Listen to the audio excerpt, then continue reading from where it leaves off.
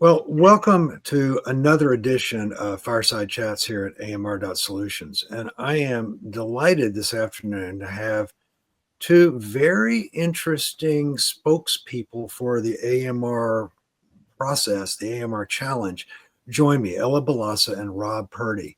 As you're going to learn, both of them are members of the WHO AMR task force. And what we're going to explore in this conversation today is what's the task force and who are these two people? What have they been doing and what's coming next? And so that's the theme for today. So let's actually get started. And so, Rob, would you just very briefly introduce yourself and say your name? Yeah, so I'm Rob Purdie. I've spent all my life so far in Central California in the United States. And, most my background is certainly not in AMR or science, but because of my experience with the disease, I've become an advocate. Yeah, as you will tell us here in a minute. And so, Ella, over to you. Brief introduction, and then would you follow that with a little sort of a high-level description of what is the WHO AMR Task Force? Yeah, absolutely. And thanks for having Rob and I on this chat with you. I'm Ella Balasa, and I'm a patient advocate living with cystic fibrosis, which is a rare genetic lung disease that causes buildup of mucus in the lungs that attracts bacteria and then causes persistent lung infections, ultimately reducing the functioning of the lung and leading to a shortened life expectancy. So throughout my life, I have battled these lung infections that have, with the consistent use of antibiotics, these bacteria have become drug resistant. And, at this point in my life, I've now struggled with numerous pretty significant infections. And because of this and my background in biology, I have, over the years realized my value as a patient who can bridge the gaps between patient communities and the research industry and researchers and various stakeholders in healthcare to raise my voice as a patient with lived experience and to bring to humanize the experiences of patients, and in particular in AMR to humanize the problem of antibiotic resistance and really bring together stakeholders to advance research, to advance understanding, to advance treatment options against these kinds of resistant bacteria. So that is what Rob and I and a number of other AMR task force members, that's really our role. We are all survivors of AMR in some shape or form, or caregivers for others who have loved ones who have dealt with AMR infections. And we're really, again, humanizing that narrative around AMR and helping to bring together communities, researchers, healthcare providers, policy, global and government leaders, and improve patient-centered care and really share stories and the narrative around the complex and technical health and development challenges for AMR. So, Ella, tell me a little bit more about the AMR task force. How did it come into being and how did you become part of it? Well, Rob and I are part of the inaugural task force. And, as I mentioned, I've been sharing my voice in this space and being an advocate with advocacy organizations, especially with the Cystic Fibrosis Foundation, with a number of other, legislative and government sort of initiatives and public-private partnerships here in the U.S. And I've also had the opportunity to share about my experience through documentaries and webinars, and really just, again, being a patient voice amongst stakeholders to bring this awareness to AMR. And through these various opportunities and having the voice in this space, and very fortunate too, I found out about the task force and applied to have a seat on the committee, and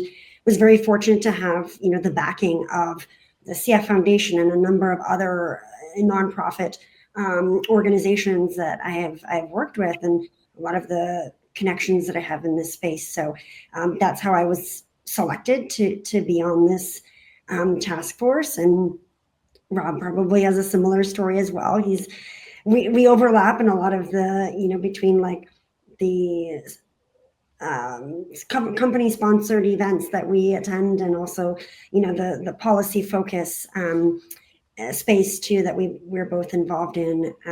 It's the task force really is comprised of individuals that can leverage their voices and the connections and bring all various aspects and various stakeholders into merging the patient, the research, those individuals that can make a difference in policy, those individuals that are doing the innovation, and then those that are providing funding and investing as well, because that's also Right. important.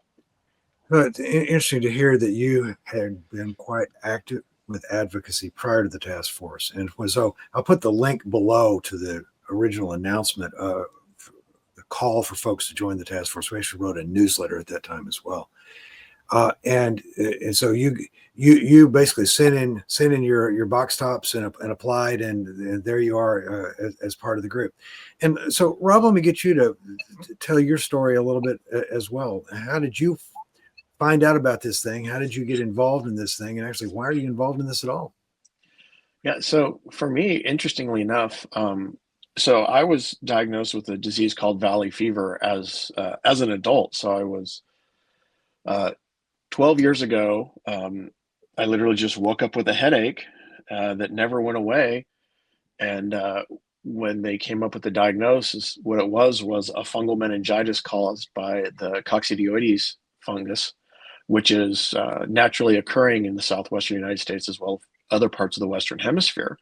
So mine progressed to meningitis, which means that I'm going to be on lifelong antifungals. To contradict a lot of the other members, and specifically Ella's experience with antibiotics, I was unnecessarily prescribed 2 courses of antibiotics. And if that sounds like a lot, let me tell you, for valley fever patients, the average is 4. So we are contributing to antibiotic resistance through the unnecessary use, and then relying on antifungals as patients, which have issues with resistance as well. But so about 10 years ago, I got involved in advocacy, and I actually worked at the state of California with my local legislators on both funding and legislation related to valley fever. Got involved in the nonprofit space. Ended up working with a group in Kern County, which was actually my doctor's an entity called the Valley Fever Institute, which is part of Kern Medical, our local hospital. And from there, I was able to really advance my desire to be an advocate and engage and help patients. And my luck with the WHO task force was just that. I was looking at some information as part of just researching general AMR and advocacy, and looking at how to tie my fungal infection to the bacterial infections that were getting a lot of attention in AMR. Came across the application for the WHO task force and threw my hat in the ring. And I'm really lucky that I was selected for that. I'm one of 12 members on the inaugural task force. We have a pretty good geographic range. I think, unfortunately, the only continent that isn't really as well represented as I'd hoped is South America, but hopefully we'll be able to rectify that in the next application process.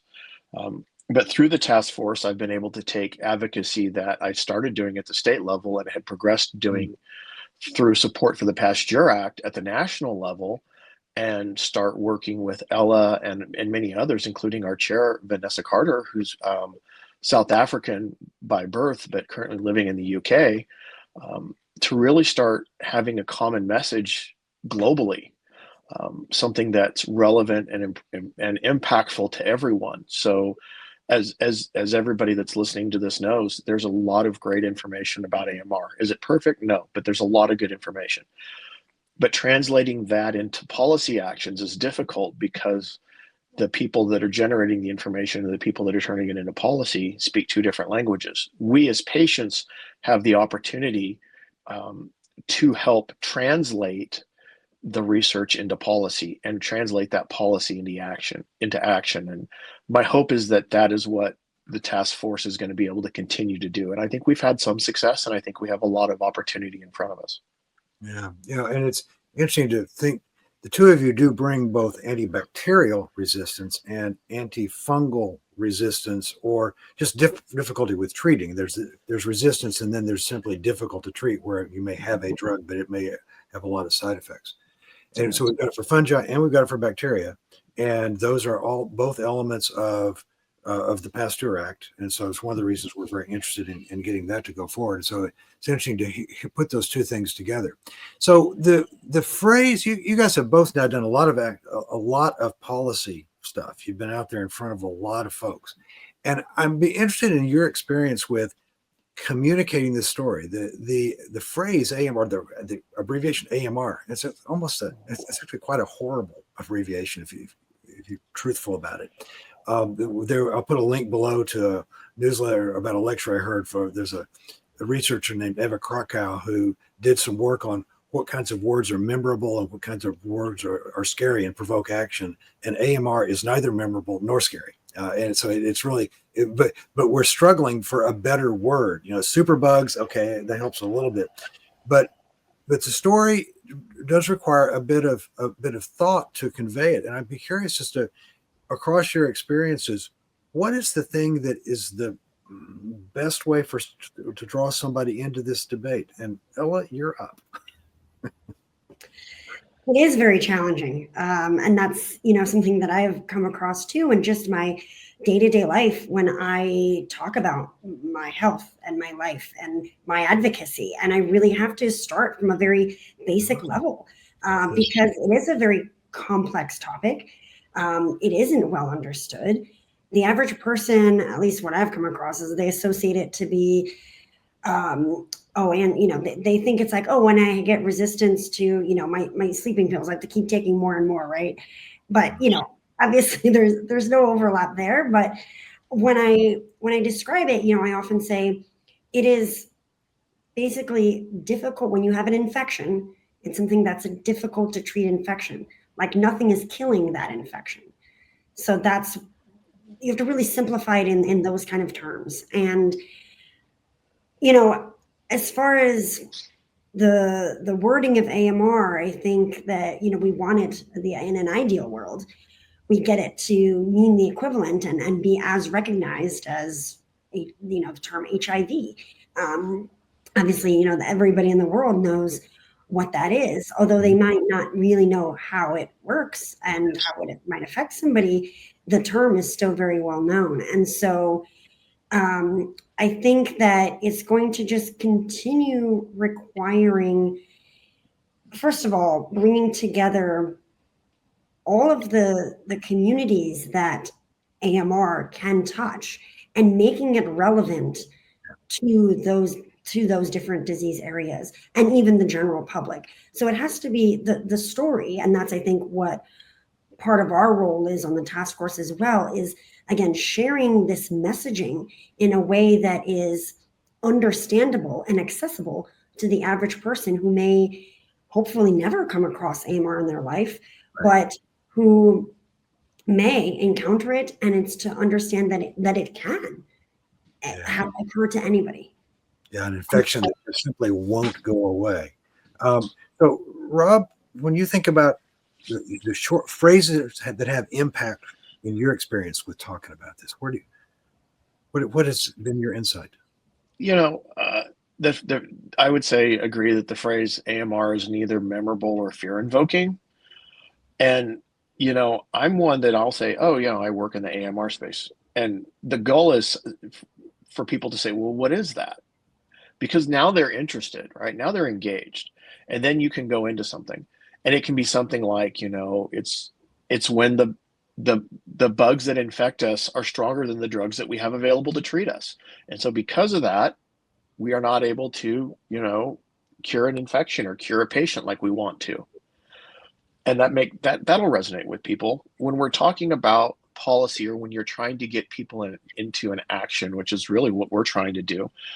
I think there's a really simple formula. You lead with a patient story, you follow that up with facts in the form of documentation, and then you tailor the ask. And I think that's true of everything. I think,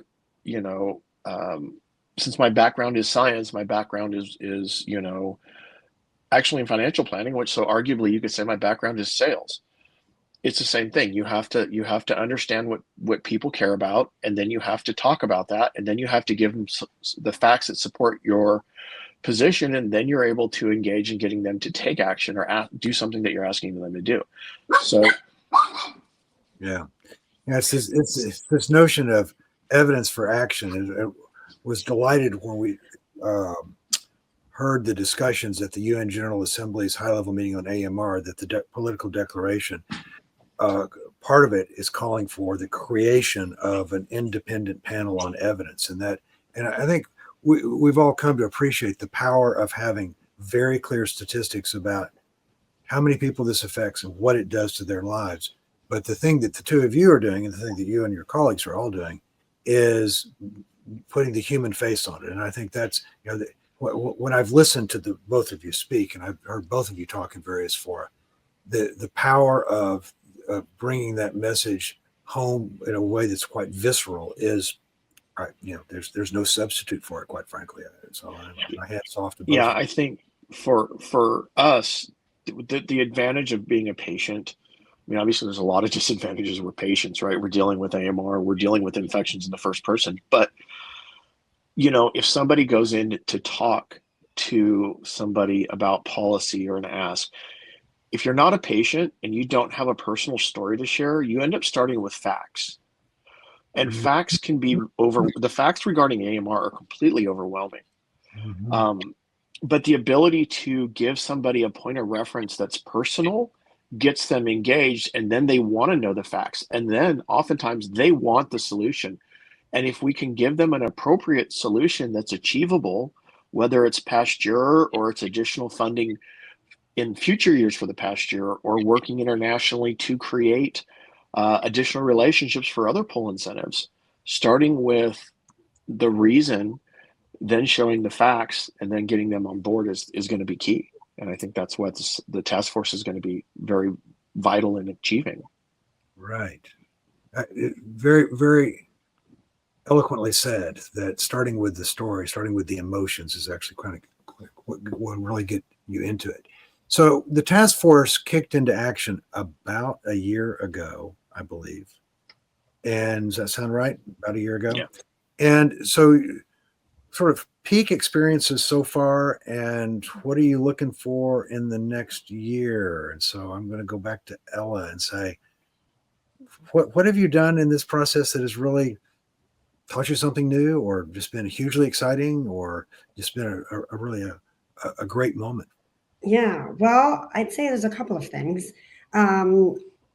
Maybe the best experience certainly was beyond just meeting all of these incredible individuals, in our first inaugural in-person meeting in Geneva last year, where we got to learn about each other's stories and the tremendous work that each individual has been carrying out in their respective nations and regions.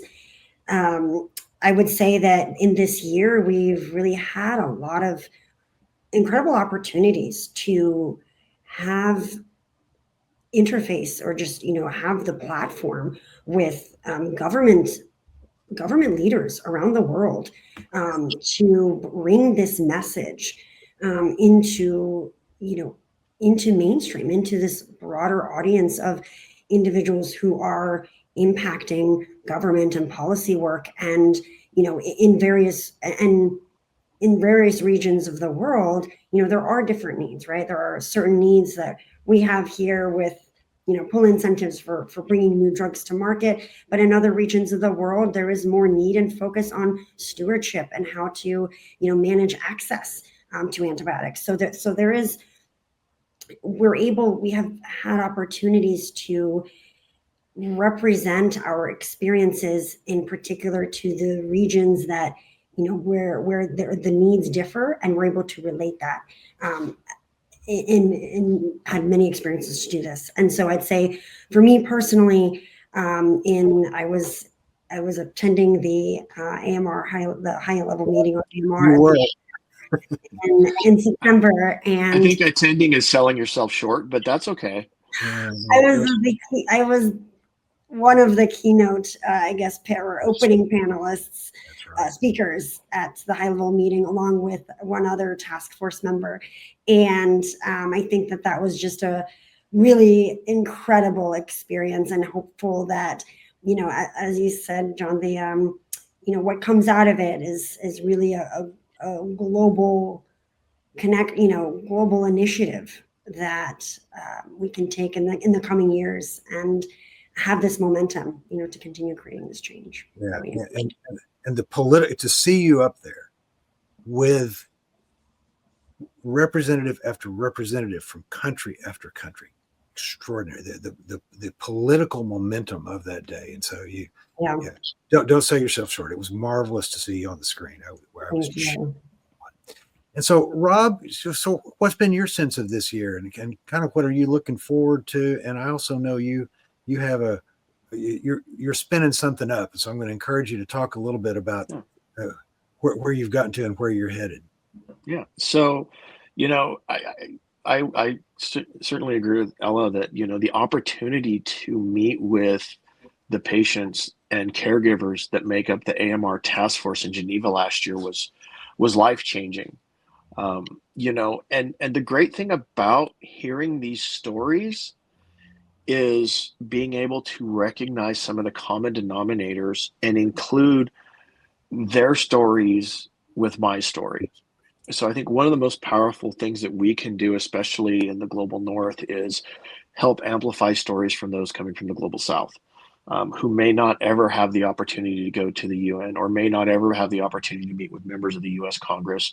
Or actually in September, one of the other task force members and I, Anthony Darkovich, were able to go to the G20 Healthcare Summit in Brazil and engage with the representatives from all the memberships there. And there's others that are invited, and there's also some stakeholders. So it was a great opportunity to include that patient voice.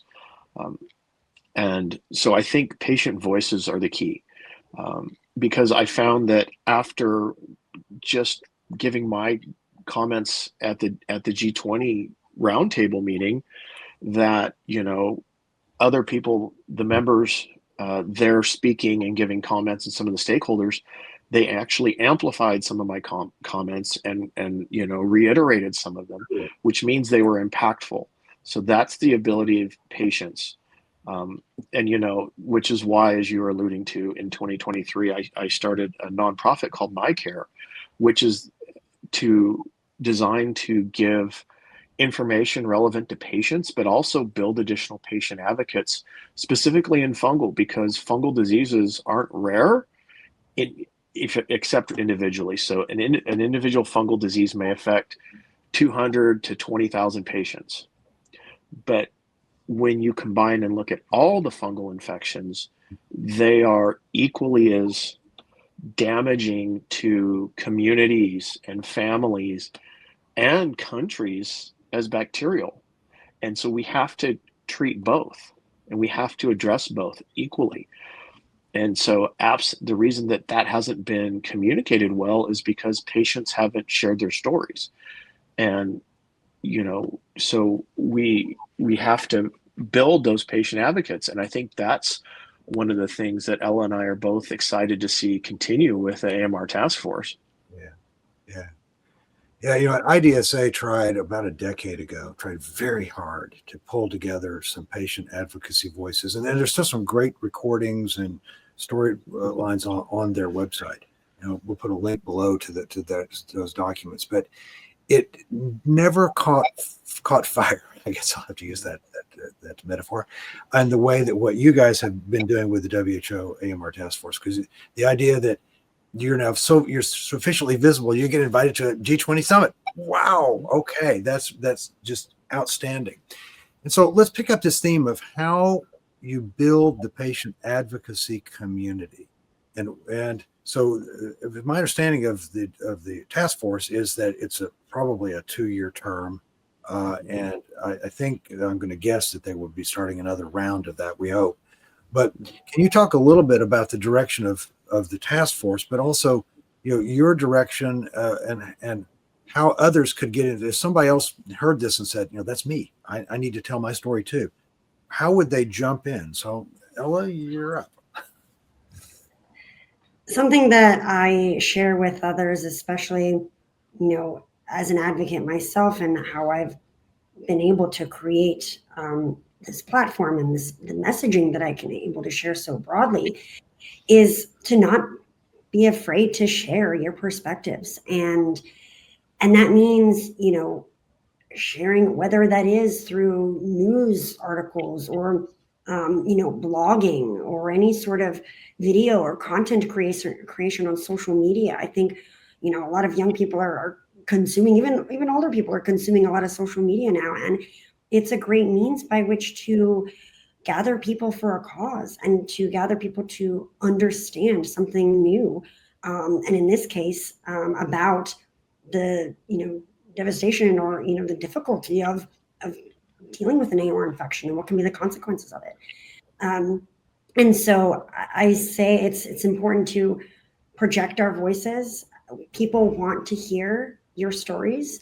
We're, able to, the more individuals we're able to assemble who share these unfortunate experiences, the more momentum we can gain with those policy, leaders, with government leaders, with, national organizations and large foundations. I think we haven't touched on this too much, but part of the goal too is that we're working as far as a task force, and something Rob and I, closely align on here, is bringing together larger patient communities. So, AMR can touch, as I mentioned before, AMR can touch everybody, but especially those that are vulnerable, like those that are, experiencing cancers and going through chemotherapy. It's a large population of patients who are more susceptible to getting an antibiotic resistant infection, yet, there isn't a lot of messaging or conversation around. So it's getting these pockets and populations of individuals who can be more vulnerable, or may be more vulnerable, and are currently really unaware of what AMR is and what are the effects. And so that's part of our goal too, is how can we broaden this message and make it more mainstream and understandable to a broader population. And I encourage everybody who has experienced AMR, knows somebody who has, join us, bring your voice to light, join us, find opportunities to share it more broadly. You're basically saying you don't have to wait for something else to tell your story on TikTok or the equivalent thereof. But if somebody wanted to sign up, and they'd like to be part of a group, and they'd like to work with the team, so to speak.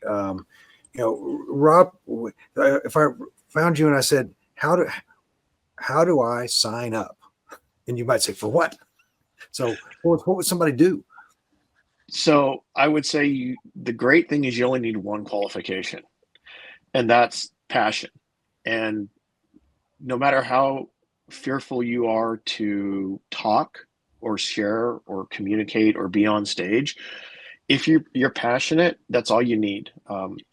Everything that I'm able to do is because I've had a community behind me that's willing to help me. And so if you're frustrated and passionate about doing something, I'm going to tell you, the water's warm, and this is a great community, and they will help you become the advocate that you want to be. The only thing that we can't teach you how to do is be passionate. But you've shared at the bottom of the screen already the link to the AMR Task Force webpage with the WHO.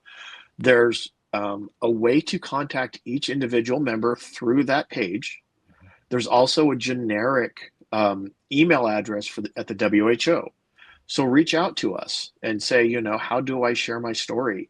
Or I'm really, what do you think I should do next? Mm-hmm. And also tell the WHO, hey, I'm interested. Can you add me to the list and let me know when this opens up? But don't wait for that. Start your journey now. Start becoming who you want to, the person that you want to be and the change you want to be right now, and reach out to others. And I can tell you that everyone in this community that I have met, that I have engaged, that I have talked to, has been overwhelmingly supportive of my efforts, and understanding that the reason I'm able to talk about this in the way that I am is because I have been built and educated and sharpened by the people that I've talked to. So yeah. All you need is, the WHO webpage, click on an email and say, I'm passionate about this. Where do you think I should go? Is somebody I can talk to in my area? That's simple. That's fabulous. And I would also suggest you pick somebody in your part of the world, maybe get the right time zone. But it sounds like it's a group of folks, any one of whom would be willing to make some time to have a conversation to help somebody figure out how they can get involved. So sign up. The link's below. I'll say it again. The link is below. Go and do that.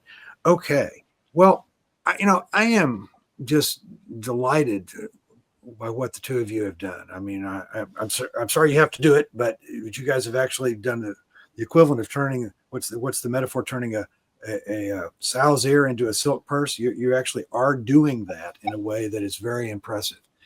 And so your voices, I say, I've heard both of you speak in big fora, and I'm just, I think you're doing a fabulous job. So I think I'd like to close by asking each one of you to think for a minute or two about sort of what you most want to see happen next, and maybe tell us how you're making that happen. It's kind of like the variation of the question you can ask any young assistant professor: what would win a Nobel Prize? Why aren't you doing that? Well, so I'm kind of asking you something like that for the AMR community of advocates. And so I think this time I'll flip it around and say, Rob, you're up. So there's a lot of layers to that question. I mean, there's what do we want to achieve from a policy standpoint? What do we want to achieve from a patient standpoint? And at the end of the day, the goal is to improve the lives of patients. And there's a lot of facets to that. There's the legislative efforts. Obviously, Pasteur is front and center when we talk about legislation. There's increasing resources for patients, whether it's a CF patient who is now diagnosed and battling a fungal infection, or a transplant patient who, because of the medications that they are on, is now at risk for one of these fungal or bacterial infections. Working with those organizations to just create a depth of resources that are relevant to patients, I think, is what we want to do. Making them feel less isolated, making them understand what their outcomes are, I think is the biggest thing that we want to do. Because that, for me, it's improving the lives of patients. And yes, Pasteur is going to do that. But even right now, just providing better resources and information and abilities for patients to connect would be life-changing for their quality of life, knowing they're not alone. Yeah, I can certainly believe that. And you've mentioned the Pasteur Act a couple of times. Let me say, I'll put a link below. People might come to this video not having ever heard much about it. So there'll be a link below to the Pasteur Act, which is an effort to support the development of new antibiotics. So Ella, bring it home for us. Your hopes and your plans over the next year or two, and where you want to see all this go. Well, I certainly echo Rob's sentiment of ultimately wanting and hoping for, improved quality of life for people who are battling or, will battle AMR infections in the future. And, coming from having experiences of having very difficult to treat infections and not knowing if I was going to survive and live through those infections when I was battling at 18% lung function, using oxygen 24/7, and mucus lining my airways and not being able to breathe. It's a terrifying experience, and I don't want others to go through that in the future.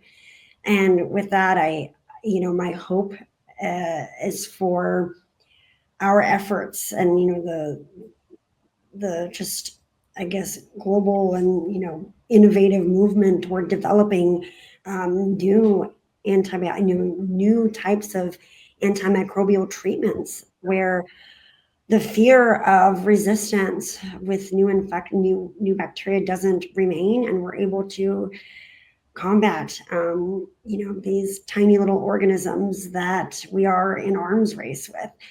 And so that's really, my personal goal as part of the work that I do. And I, urge companies and investors to put money forth into creating new therapeutic options. I work closely with some of the biotech, small biotechs and researchers in developing treatments for, Pseudomonas and other types of bacteria that are common in cystic fibrosis, and, helping them to create clinical trial, studies that are, reducing the burden on patients to hopefully elicit better, or have better recruitment and faster recruitment, so that we can get these type of therapeutic innovations to market. So that's really my personal goal and what I hope to see for the future for all people living Well, with. I would say that the two of you have you've achieved your goal of having impact. I am very impressed with what the whole group has done and what the two of you in particular have done. Just marvelous to see. And I just want to say, thank you for getting out there and being willing to tell your story in public and becoming such articulate spokespeople. It's a very powerful message. And so I would say thank you both for making time for me this afternoon. I'm just delighted to have gotten to know both of you, and I am cheering you on. Crack on with telling those stories, you two. All right. Okay. Well, in that case, I think we'll draw to a close. You guys have a great rest of the day, and I'll hope to see you at some future antimicrobial jamboree, wherever that is. I'm sure it will be in the near future, which I'm looking forward to. Yeah. And thank you for what you're doing with AMR.Solutions. It's sorely needed.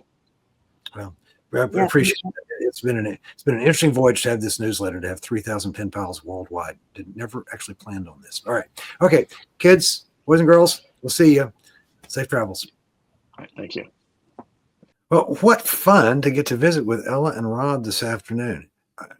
Those two and their colleagues are doing such an amazing job of taking difficult stories, difficult circumstances, and turning them into a message for the AMR community with a human face on it. Powerful, powerful.